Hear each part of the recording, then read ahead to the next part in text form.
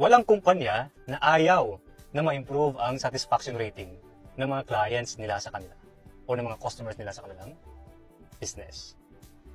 But most of the time, na-overlook ng isang business owner na ang tunay na may impluensya at power sa pagdedetermine ng quality of service at quality ng experience ng customer or kliyente ay ang kanilang mga frontliners, ang kanilang mga staff or ang kanilang mga tao o empleyado. If you don't train them, what will happen?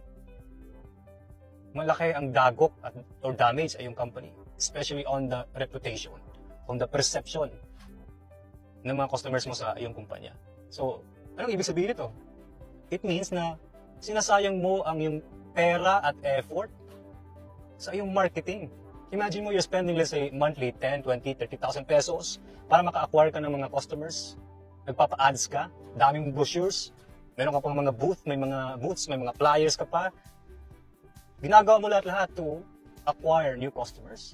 Yes, tama yan. Pero, pagdating doon sa inyong opisina o sa inyong shop or store, anong nangyayari? Dahil hindi trained ang inyong mga staff, wala. Sayang lang ang pera. Instead na sana magbalik-balik ang inyong customer and will give you more referrals, it's the other way around. Nagbabackfire dahil sa maling treatment. Hindi na babalik at ipalapta pa nila sa social media.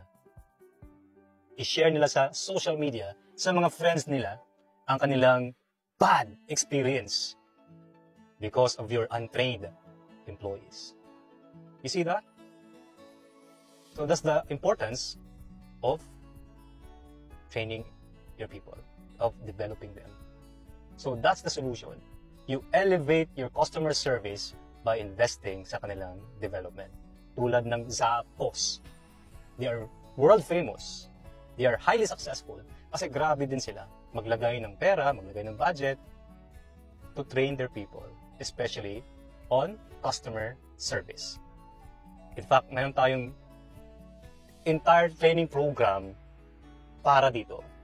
And if you're interested about increasing the satisfaction rating ng mga clients mo sa inyong kumpanya, contact the numbers below. If you have 10 or 20 ng mga tao, we will give you free consultation so that you can develop them and maximize and leverage each and every customer na pumupunta sa inyong kumpanya, sa iyong shop, sa inyong opisina, whether they buy or not.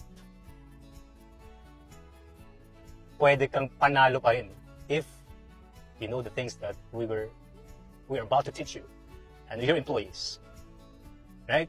So for more information, that's the number. Tawag ka and palaging ilagay sa isipan, from now on, it should be a battle cry. I can grow my business if I will grow my people.